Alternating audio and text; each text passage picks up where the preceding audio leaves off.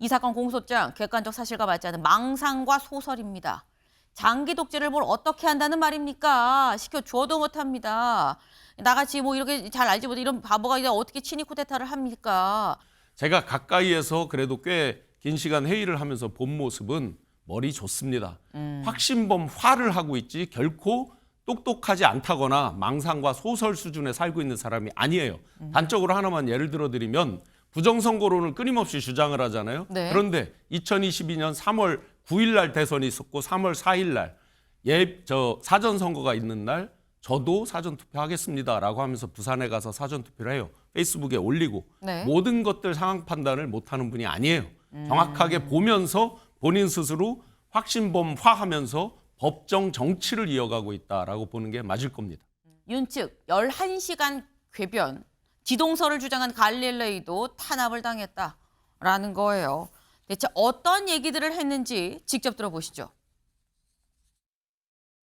몽테스키에는 입법, 행정, 사법의 상권 분립 원리를 주장한 바 있는데 미국 헌법은 이를 토대로 해서 인류 역사상 처음으로 대통령제를 창설하고 과거 요하네스 케플러는 대학의 교수직에서 쫓겨나고 갈릴레이는 로마 교황청의 종교재판에서 이단 혐의로 유죄 판결을 받고 조르다노 브루노라는 인물은 화형에 처해졌습니다. 이들의 공통점은 지구가 돈다. 그래도 지구는 돈다. 라고 말했다는 것입니다. 다수가 언제나 진실과 정의를 말하지는 않습니다. 프랑스의 나폴레옹 3세, 아르헨티나의 후안 페론, 이탈리아의 무솔리니, 베네수엘라의 휴고 차베스, 그리고 나치 독일의 아돌프 히틀러. 이들의 공통점은 국민의 압도적 지지를 얻어 권력을 장악하고 독재로 나아갔다는 것입니다. 존 스튜어트 밀과 알렉시트 토크빌은 다수의 전제, 다수의 폭정을 경고했습니다. 네. 세계사 시간에 들었던 이름이 굉장히 많이 나와요. 한두 명이 아닙니다. 누구누구 나왔느냐? 요하네스 케플러, 갈릴레오 갈릴레이, 조르다노 브루노, 나폴레옹 3세, 후안 페론, 벤토 무솔리니, 차베스, 히틀러 얘기까지 다 나왔다라는 거예요. 네, 지금 이름 좀 들어본 유인들은 지금 거의 다 망라가 됐다라고 봐야 되는 건데 이거 김철현 위원님. 이 대체 이거 뭐라고 봐야 되는 겁니까? 결국 제가 보니까 마지막 최후 진술이었기 때문에 아마 법리적으로 좀 다툼을 해야 되는데 네. 결국은 변호사들이 왜 무장한 군인이 국회에 총을 들고 출동했느냐, 그리고 도끼로 문을 부숴서라도 총을 쏴서라도 의원들을 끌어내라고 했던, 그러니까 비상계엄 해제를 막으려고 했던 부분에 대한 법리적으로 반박하기가 불가하니까 결국은 다른 형태로 아마 정치적인 어떤 요인들을 끌어 들어오는 걸로 보이거든요. 저도 어제 그 갈릴레이 얘기 들으면서 보면 네. 그룹 퀸이 보헤미안 랩소디에서 가장 추앙했던 게 우리 갈릴레오거든요. 그런데도 불구하고 여기에 저는 아마 이 내란 재판에 갈릴레이가 등장할 줄은 전혀 생각을 못했고 아마 이런 부분들이 결국은 아마 실질적으로 재판장에 영향을 미치기보다는 본인이 왜 비상계엄을 선포할 수밖에 없었느냐 하는 부분에 대해 어떤 형태로든지 조금 설명하려고 하는 그런 부분이 있기 때문에 과연 그런 부분들을 어떤 재판장님들이나 아니면 국민들께서 보시기에 과연 왜 법리적으로 다퉈야 될 부분 다투지 않았나 하는 부분에 있어서는 저는 뭐 이 본 스스로도 결국은 조금 뭐 법리적으로 막혔기 때문에 저런 아마 다른 어떤 이런 것들이 나오지 않았을까 이렇게는 뭐 보입니다.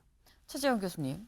예, 뭐 지금 앞서 그 기사의 제목이 윤청 11시간 궤변이라는 표현을 썼거든요. 궤변이 뭡니까? 겉보기만 그럴듯한 이 잘못된 논리를 숨기는 주장을 궤변이라고 하는 건데 말 그대로 궤변인 것이죠. 지금 뭐 몽테스키에 이야기하면서 상권 분립 이야기했잖아요. 사실 우리가 재작년 11.3 비상계엄이 선포되고 난 직후에 당시 대통령 윤석열 대통령이 어떤 행태를 보였습니까? 군과 경찰을 동원해서 입법권을 마비시켰잖아요. 그것이 바로 몽테스키가 이야기하는 상권 분립을 전형적으로 어겼던 한 장면이고요. 그리고 앞서 이야기했던 대로 지금 민주적 절차로 지지를 얻은 독재자라고 하면서 후안 페로, 무솔리니, 차베스, 히틀러 등등을 이야기하고 있는데 재작년 12월 3일 날 우리 국민이 목도했던 당시 대통령의 행태가 민주적 절차로 얻은 지지를 통해서 장기 집권을 획책하는 그 모습을 본 거 아닙니까? 결국 자신들이 변호를 한다고 내세웠던 논리 자체가 자신들의 운신을 옥죄이는 하나의 자충수가 됐다는 생각밖에 안 듭니다. 네. 오히려 변론이 아니라 자충수를 지금 본인들 입으로 얘기한 상황이 아니겠느냐라고 라고 말씀을 하셨어요.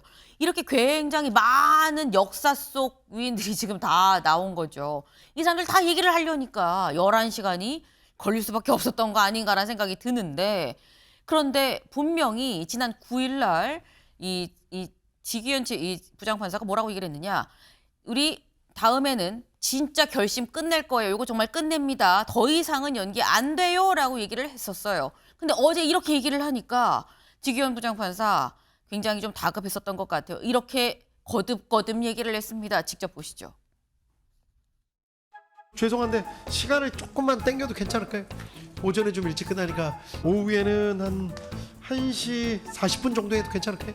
몇 곡지 정도 남았나요? 지금 한 3분의 1 정도 한 것 같습니다. 아유, 3분의 1 정도 한 건가요 지금? 저희 한 8시간은 걸릴 것 같고요. 가급적 재판부에서는 한 5시까지는 그래도 끝나야 조금 검찰에서 어차피 구형하고 이상민 장관의 죄송합니다. 감기 걸려가지고요. 5시 10분 정도가 됐으면 조금 빨리 진행할까요? 부득이 좀 그런데 시간이 조금 들어간 점을 재판장님께서 좀 양해해 주시고 예, 아유 저 칼같이 또 막 자르겠다고 말씀드린 건 전혀 아니고 지난 기일에 다 오늘 끝내겠다고 말씀까지 드렸기 때문에 오늘 너무 죄송한 게 부득이하게 조금 자정을 좀 넘겨서 해야 될 것 같습니다. 다시 모여서 하기는 너무 어려울 것 같고 이왕 여기까지 했으니까 자정을 좀 넘기더라도. 네. 어제 시작한 시간 자체가 어제 오전 9시 30분에 원래 통상 10시에 시작하는 30분 일찍 시작을 했죠. 왜? 길어질 것 같아서 미리 땡겨서 9시 30분에 시작을 했습니다. 서증 조사가 시작이 됐는데 아까 좀 빨리 점심 먹고 할까요? 얼마큼 했어요? 아까 물어봤더니 3분의 1 했는데요. 라고 얘기를 하죠. 오전 내내 했는데 3분의 1밖에 못 했어요. 점심 먹고 휴식하고 1시 40분에 좀 일찍 재판을 제기를 했는데 그리고 난 다음에도 안 끝나니까 이거 좀 빨리 해주세요. 근데 8시간 걸려요. 라고 얘기를 했죠. 5시까지는 좀 맞춰주세요. 근데 안 맞히니까 그럼 7시 반까지라도 좀 맞춰주세요. 오늘 죄송한데 자정이 넘길 것 같아요. 그래도 오늘 좀 끝내봅시다. 라고 얘기를 했다라는 거죠. 송영훈 변호사님. 소송 지휘라고 지금 얘기를 하죠, 보통. 지난 재판 때 아니 이걸 다 들어주면 어떡해라는 비판이 분명히 있었어요. 어제 있었던 이 사실은 자정을 넘겼기 때문에 오늘 있었던 이 재판은 어떻게 보십니까? 지기현 재판장이 의도적으로 피고인과 변호인에게 한 수 접어주고 있다고 생각합니다. 의도적으로. 여기서 제가 의도적이라고 말씀드리는 것은 네. 피고인을 결론에 있어서 봐주기 위한 것이 아닙니다. 그러니까 이 12.3 비상계엄 관련된 재판의 사회적 특수성을 감안해서 이 절차와 결론에 대한 사회적 승복 가능성을 최대한 높이기 위한 재판장의 심모 원료라고 생각합니다. 왜냐하면은 직업법률가들은 형사재판에서 이런 경우를 왕왕 봅니다. 피고인이나 변호인의 다소 무리한 요구가 있더라도 그것을 굉장히 관대하게 절차 진행하는 재판장들이 있거든요. 그런데 그런 재판장을 만나면은 형사 변호인들이 내심 긴장합니다. 절차의 진행에 있어서는 여러 가지 편의라든가 배려를 제공하더라도 최종적인 결론에 있어서는 굉장히 엄정하게 선고를 하기 때문에 변호인으로서는 일종의 불이탈을 맞는 경우도 있거든요. 몇 번 경험해 보면 그다음부터는 긴장해요. 제가 지기현 재판장의 진행을 보면서 일관되게 느끼는 점이 그것입니다. 그러니까 이 절차의 사회적 수용과 승복을 가장 광범위한 범위까지 넓히기 위해서 의도적으로 절차 진행을 이렇게 하고 있다고 보여지고 세간에 있는 일부의 오해는 2월 19일에 판결 선고가 있고 나면 어느 정도는 해소되지 않겠는가 저는 그렇게 전망합니다. 네, 그러니까 지기현 부장판사가 일부 저쪽을 편들어주는 혹은 봐주기를 한다는 차원이라기보다는 얘기를 충분히 들어서 최종 어떤 선고가 나더라도 합의 가능성을 좀 더 키우기 위해서 그런 거 아니겠느냐라는 취지의 말씀이셨어요. 근데 문제는 다 들어주다 보니까 재판이 늘어져서 오늘 새벽 2시 25분에 끝났다라는 겁니다. 재판이 이렇게까지 늘어진 경우가 있나 싶어요. 그런데 결심 공판이면 구형만 있는 건 아니죠. 최후 진술이 있습니다. 윤석열 전 대통령의 최후 진술이 시작된 시간 자체가 오늘 새벽 0시 10분에 시작을 했어요.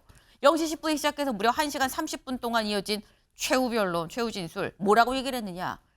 이 사건 공소장 객관적 사실과 맞지 않는 망상과 소설입니다. 장기 독재를 뭘 어떻게 한다는 말입니까? 시켜줘도 못합니다. 나같이 뭐 이렇게 잘 알지 못해 이런 바보가 이제 어떻게 친위 쿠데타를 합니까? 정치적 눈치가 빨라야 돼요 라고 얘기를 하면서 대통령이 선포한 계엄에 의해 일한 사람들, 함께 재판정에 있는 분들은 아무 죄가 없습니다. 다 제 탓입니다. 라고 얘기를 했습니다. 제가 좀 더 똑똑했다면 이러지 않았을 텐데 아까 앞부분에서 저 같은 바보가 어떻게 뭐 독재를 합니까? 라고 얘기한 게 이 부분 이거 연결되는 거죠. 제가 좀 더 똑똑했으면 이러지 않았을 텐데 제가 너무 순진하지 않았나. 지금 제가 할 수 있는 일은 기도드리는 일입니다. 라고 하면서 결국 국민들을 깨우고 청년이 제대로 정신 차리고 알게 되면 나라를 구할 수 있다고 생각을 했는데 대통령으로서 국가 위기 상황에서 헌정 붕괴와 국정 마비를 막으려고 했었던 엄중한 책임감을 살펴주세요. 라고 얘기했습니다. 신용환 위원장님, 내가 똑똑하지 못해서 그래서 이런 상황까지 억울함을 난 이렇게 당하고 있는 건데 이런 내가 무슨 독재입니까? 시켜줘도 못하는 거죠? 라고 얘기를 하거든요. 네, 최후 그 진술을 보면 네. 헌재 마지막에서 했던 본인 스스로 표현했던 호수의 달그림자 같은 얘기들입니다. 충청도 사투리로 그렇게 급하면 어제 오지 그랬슈라는 게 있거든요. 네. 지금 이제 마지막 부분에서 다 내 탓이고 이 사람들 죄가 없다라고 얘기를 하잖아요. 네. 그게 진짜 진정성이라면 진작 처음부터 초지일관 그렇게 했어야 되겠죠. 그다음에 망상과 소설 뭐 등등의 여러 가지를 약간 어떤 원로분이 정신적으로 혹시 어떤 뭐 치료를 받아야 되는 거 아니냐 등등 이야기를 한 적도 있잖아요. 제가 가까이에서 그래도 꽤 긴 시간 회의를 하면서 본 모습은 머리 좋습니다. 확신범화를 하고 있지 결코 똑똑하지 않다거나 망상과 소설 수준에 살고 있는 사람이 아니에요. 단적으로 하나만 예를 들어드리면 부정선거론을 끊임없이 주장을 하잖아요. 네. 그런데 2022년 3월 9일 날 대선이 있었고 3월 4일 날 사전선거가 있는 날 저도 사전투표하겠습니다라고 하면서 부산에 가서 사전투표를 해요. 페이스북에 올리고 네. 모든 것들 상황 판단을 못하는 분이 아니에요. 정확하게 보면서 본인 스스로 확신범화하면서 법정 정치를 이어가고 있다라고 보는 게 맞을 겁니다.